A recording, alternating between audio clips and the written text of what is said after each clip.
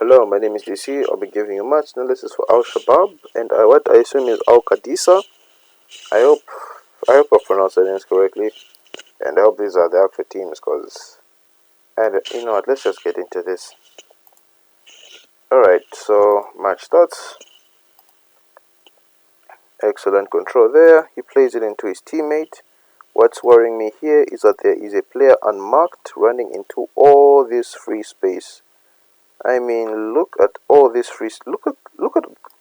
You could have a foot so much in the space that he is about to get played into, and the fact that there's little pressure being applied to the person that's going to make the actual pass is worrying. But this just annoys me. He is all alone, unmarked, and they do have a lot of. I wonder how has he gotten that far back if that's the left back, because they look like they have enough men to deal with this, but they just don't deal with this. And this is a very clever pass.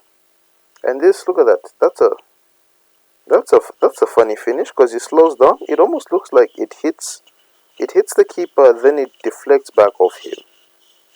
I don't know. Let's see that again. Wonderful timed. Yeah, it's one of those funny goals. I don't know why the keeper scored. Oh, he assumed it was offside, but yeah. Once again, high line, which means most likely the defenders won't defend properly. They'll allow players to run towards their goal unmarked and won't even bother jumping when the player jumps. Lovely cross, as I've said, not really unmarked, but that's a really good header. That's what I can say. That's a really good header, because it's at the end right there, and he's just been given that. Alright, boys played into him. The fact that they see that it's a 2-on-1 situation on the corner flag and yet no one, this really annoys me. You see that your player is 2-on-1. You know that he's going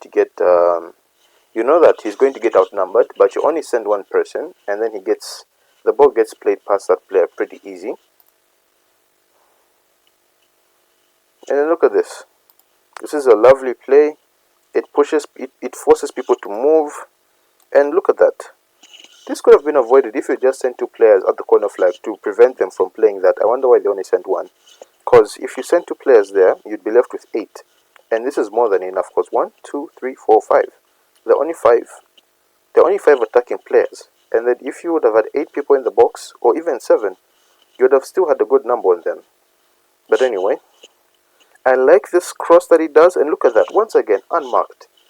The least you can do is jump with someone in the air. That's the least you can do, but that's a very good header. They could have done more, but I won't take away from the lovely header this man has scored. But just look at this. Send someone else, and you could have at least tried to force the play by just going to the ball. Yes, the person would have passed, but at least you would have done something rather than just standing there. And look at this. This guy moves this side, and then he moves back, and then he practically, they're playing. There's no plan. The plan is just to run as far as they can. And if you're wondering why my dashboard is up like this is actually the video that I'm producing here. This blinking light, this is CapCut. I've just finished producing one video that's going to be uploaded very soon. Alright, let's get back into this. The only problem, alright, just for the sake of it, let me just check the notification here. Yep, that's the video, and now it will stop, popping up like that. Yeah, so that's sorted. Alright, this foul here, but this, I do feel Aubameyang did not need to do that. He did not need to, he goes low. I understand. He goes low, and he uses the top of his foot. He does not use the studs. He gets the ball properly, but he goes in with quite a good amount of force, and he steps on his opponent. I do feel that's orange territory. Depending on the referee, that could be a yellow, that could be a red on a very I don't know if I could say good or bad, but that could be a red, but I would give yellow, because he's sliding, and Aubameyang has limited space to step. But yeah, that's a bad tackle. Yeah, I would have kept the yellow for Aubameyang there, but I understand why the ref gives the red. Alright, so No pressure on the ball. You just allow the person to put in a cross.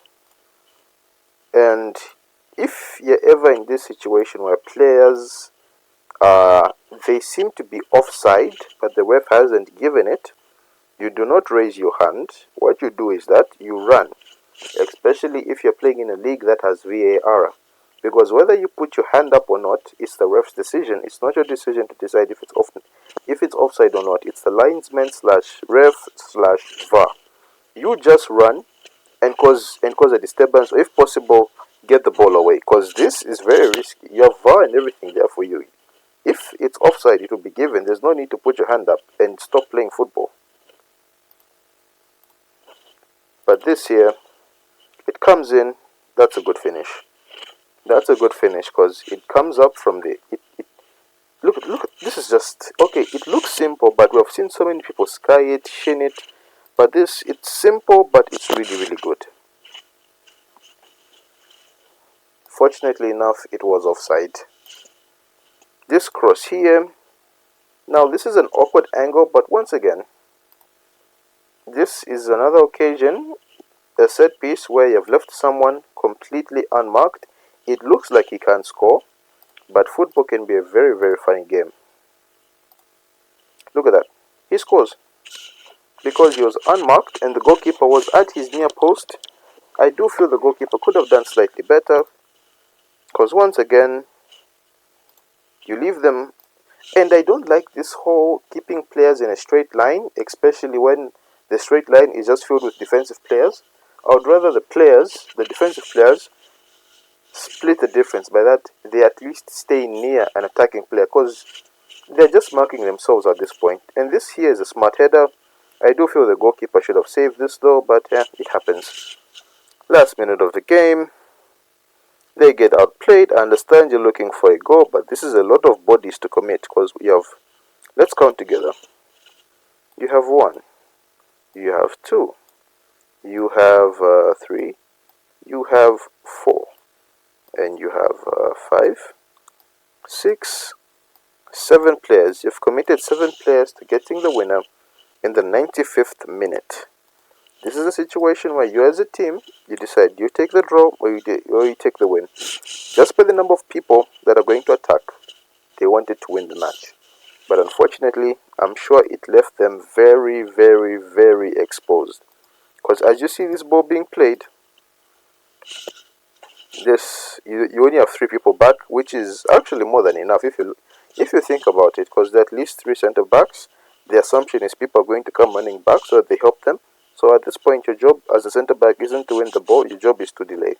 If you win the ball, cool, but at this point, just delay. I do feel this center back gets beaten way too easily, and then he slips. So this, I can't blame the coach, I'll blame the player. Because the coach left 3 players here. This guy should have dealt with this better. He slipped, but you let your man, you've left the attacker one-on-one against your keeper. And at least this guy here, yes, he doesn't win the ball, but the fact that he's able to at least just be close enough. Sometimes it's the effort. And this is such a cool and calm finish. That is composure. That is a lovely, lovely, lovely finish. And look at that. But here, there's no need for that. There is no need for that. There's no need for that. Because what he could have done is run here, run ahead of the ball, so that what he does is that he's facing is the attacker, and then he's hoping just to delay him. Because some people underestimate what you can do by just standing in front of the attacker. It makes him think, and I'm sure at any point in time, I'm sure most center backs, there's always that situation whereby you know that as the attacker is coming, if they try something funny, you go shoulder to shoulder, you shrug them off, it's not a foul. But I do feel this goal shouldn't have happened. This is just bad defending. Because I do feel he rushes. Because I think he was trying to win the ball, but unfortunately this player is very smart, and then he slips.